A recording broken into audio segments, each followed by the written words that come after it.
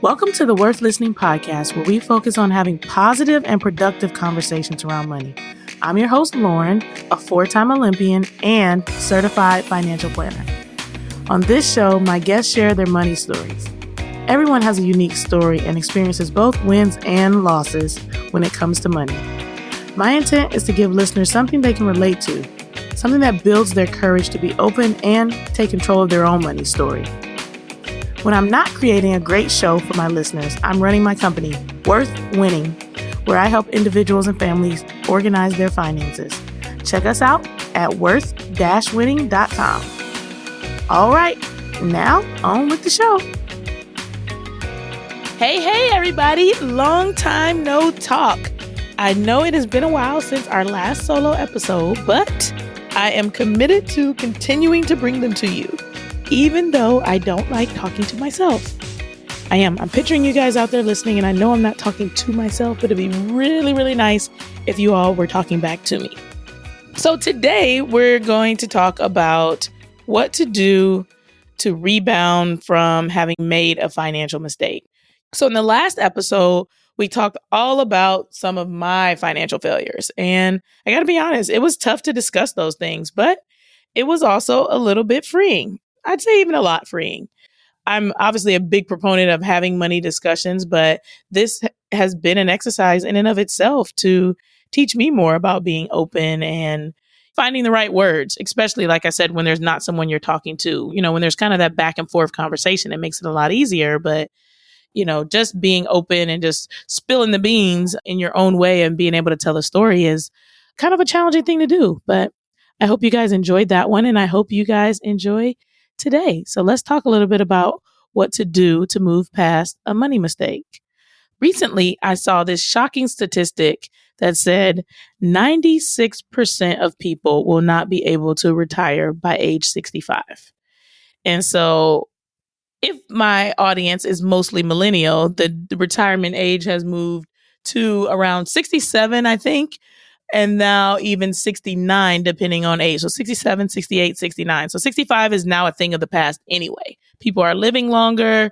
Social Security is trying to figure itself out so that the money can last. Despite all of that, 96% of people wouldn't be able to, even if they wanted to, retire by age 65. And I know it's a lot of people out there like, I'd like to be done by 50. I'd like to be done by 40. Most of us won't be done by 65. So we got to do something to change that. What can we do to change the statistic? And I think one of the things is starting to move past mistakes. I know I've definitely been guilty of making a mistake, wallowing in the mistake for way too long, and it becoming a much more costly thing than it could have been if I had just tried to move past it. So step 1 to moving past the money mistake: acknowledge you made a mistake. Just like the 12-step program, we have to admit that we have a problem. Okay, you've admitted it. You've said it out loud. You're now aware of it. It's real. But don't let that thing get you down. Don't hang out in the fact that, oh my God, I have a problem. We've got to say, all right, I've made a mistake. I've suffered a setback. I am tempted to kind of stay here because it's comfortable, even though it's uncomfortable. And I am even tempted maybe to ease the pain by shopping or buying new things to make ourselves feel better. And that actually has the opposite effect. So acknowledge we have the mistake. We may feel guilty about it. We may be tempted. We're not going to, but we may be tempted to do some things to further that mistake. But we're going to fight the feeling. We're not going to let one problem snowball into 2 or 3. So what else can we do to get past a financial failure? I think step number 2 would be to take inventory and cut your losses. So if you go back to my solo episode about my financial failure, it was holding on to a loser house for way too long. It would have been really, really, really in my best interest and a lot more cost efficient if I had cut my losses way earlier on when I realized that that house was a loser. Instead, I wanted to hold on, cross my fingers for dear life, and hope that some way my money was magically going to find its way back into my pocket.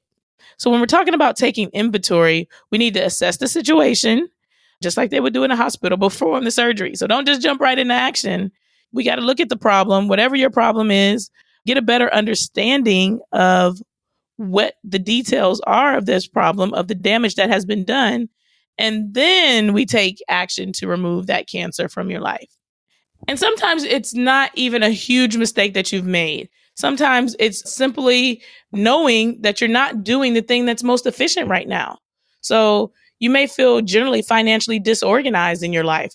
You may feel that there are some things that you know are not optimal, but you just kind of ignore them day in and day out.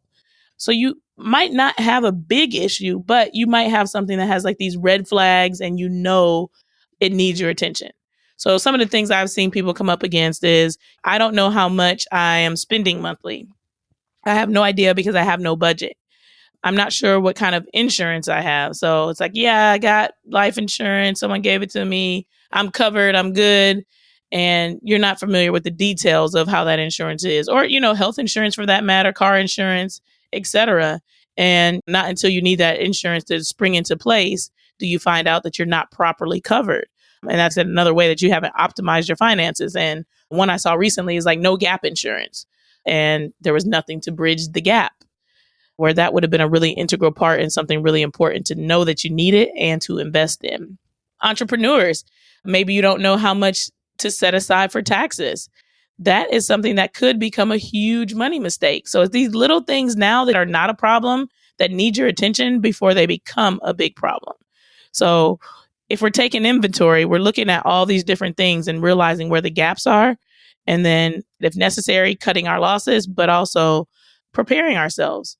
So it's like, I don't know what plan I'm on for my student loans. I have no idea. So there's repay, pay as you earn, IBR, ICR, standard. Maybe you refinanced and you just have a one payment every month, but you're not really sure. If you don't know, then it's time to figure out what plan you're on. Is this the best plan? What should I be doing differently? In the student loan situation, cutting your losses sometimes is not staying on the lowest payment plan, but getting really aggressive about paying it back. And I feel like, it might be cutting your losses in the sense of like you spread this out over a long period of time. It costs you a lot more, but getting aware, getting assertive, getting aggressive about, okay, this is my plan and let's go ahead, let's attack, is going to create the energy for you to be like, okay, let me save money. Let me keep going. And so I think it's really important that we just don't detach ourselves from the things that we don't want to deal with. That's what those examples were before. They're smaller things, but we don't want to deal with them. We don't want to be bothered. Ignorance is bliss until it isn't. So take inventory wherever is necessary. Cut your losses. If it's a big house you're holding on to, like for me, ditch that thing ASAP and start to move on. All right. So number 3, if we're trying to move past a financial mistake, I think it's important for you to, now that you've acknowledged we have a problem, we have taken inventory of the problem, cut the losses, so we stop the bleeding. What do we do to move forward? How do we start to heal? I think the first thing you need to do is create a goal. Create a goal to fix whatever this financial mistake is and to move forward. And so with goal creation, I think one of the things we do is just we kind of operate in the abstract. I just want things to be better. I just want to get the IRS off my back. When in reality, it's really important for us to create a goal that is, one, specific, that says exactly what you're trying to do, measurable, which means you need to put some numbers with it. Now, whatever it is that you're dealing with, there's some way to make sure that you can measure your productivity. And so as an example, some people say, I want to make more money. Well, that's not measurable. Make more money is not a measurable thing, but I want to increase my income by 10%. Now that's measurable. So put some numbers with it and then make sure that your goal is attainable. If you set a ridiculous goal and then you don't achieve it, then you kind of feel like you got kicked in the face. And so now your confidence is a little bit lower. And then when you want to try again, the feeling and the energy around that thing is going to be diminished. So it's okay to start small. Even if there is a bigger goal in mind, start with a small goal that is going to help you achieve that bigger goal. So make sure that your goal is attainable. And then you also want to make sure that your goal is relevant. When I say relevant, I mean, is it relevant to the direction that you want your life to go? Is it relevant to the way that your values are, to what the goals are of your family? This is a specific goal that you're working towards, but does it fall in line with your purpose? Does it fall in line with your values? Is it relevant? Otherwise, you're going to be kind of all over the place here, there, and everywhere, and you're achieving these little random goals, but they're actually going to be meaningless. So make sure that your goal is relevant. And then last but not least, when creating a goal, you want to make sure that it is time bound. So set a deadline and don't be afraid to speak it out loud. I am going to increase my income by 10% in the next 30 days. Say it, make it real. And I think that's the other thing too that's really important about goal setting. And I'll talk about it a little more in the next step that I think is important. But it's not just setting a goal or imagining a goal, but to create it in a way that's going to make it concrete. So all these different steps help make it concrete. But the other part of that is writing it down to make it real, which leads to my fourth point. All right, so you've experienced this mistake. You've acknowledged it. You have taken inventory. You've created a goal. And now you need to make a plan to achieve this goal. You can't just say like, okay, here's the goal. Ta-da! We need some action items. We need some steps. What are we going to do to get things done? Write those steps down. Don't just have them in your head. And put dates with each action item as well. We need dates. We need deadlines. We need something to hold us accountable. And when you tell someone, so like I said, there's two things you got to do. You got to speak it out loud, and then you need to write it down. So now it's real. It's real because you can see it every day whenever you whip it out on whatever paper or notebook or a phone you wrote it on. But it's also real when you tell somebody. Telling someone, even if you don't ask them to hold you accountable, creates accountability in yourself because now you said it. Now it's like, oh my goodness, like I told so-and-so I was going to do such and such. And it's great when so-and-so also asks you like, hey, how did so-and-so or such and such go? Or how's your plan going to reach your goal? But even if they don't agree to be an accountability partner, it's still something that makes it more concrete when you've said it out loud to someone else. And then last but not least, what do we need to do? Take action. So we got these goals. We made a beautiful plan for our goals. And now we need to take some action. So my advice to everyone, including myself, is to stop being too busy to make changes. It's time to really sit down, figure it all out. And a lot of this is simple math. So when it comes to a financial mistake, I think we get so overwhelmed with what we didn't know, which led to the mistake, that we feel like we can never get out of it because we didn't know something in the first place, which led to it.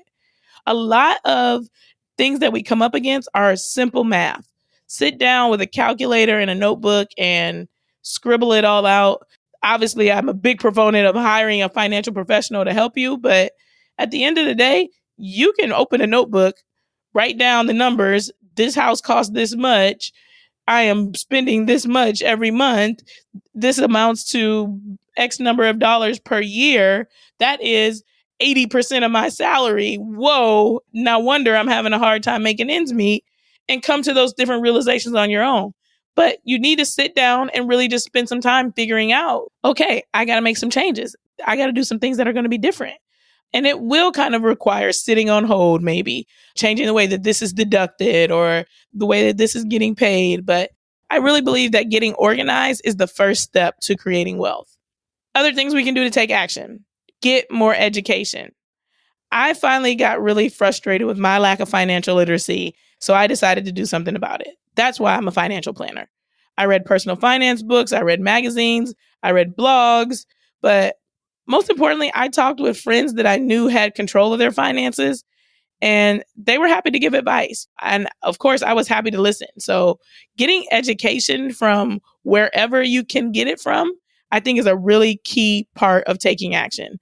And not just saying, I want to take a financial class later this year, or I want to read this book eventually.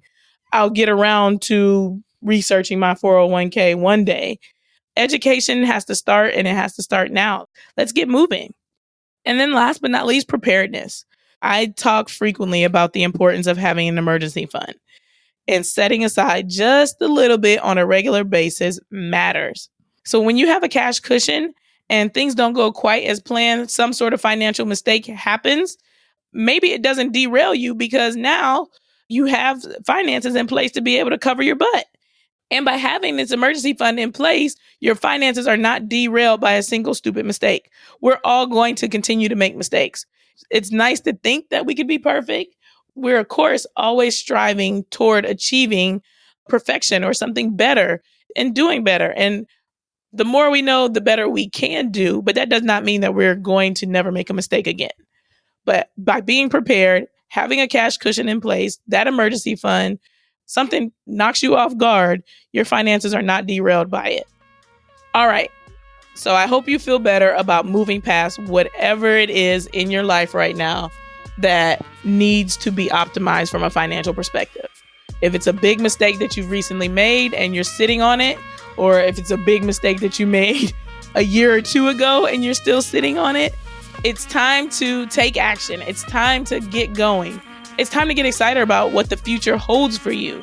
So don't let this mistake be the end of you. Don't let this mistake hold you back further than it needs to. Acknowledge it, deal with it, move on. Let's make some moves in 2019. And as always, if you have questions, suggestions for guests, would like to share your own money memoir, or you need a financial planner, don't be afraid to hit me up. I'm happy to help. I run a company. It's called Worth Winning.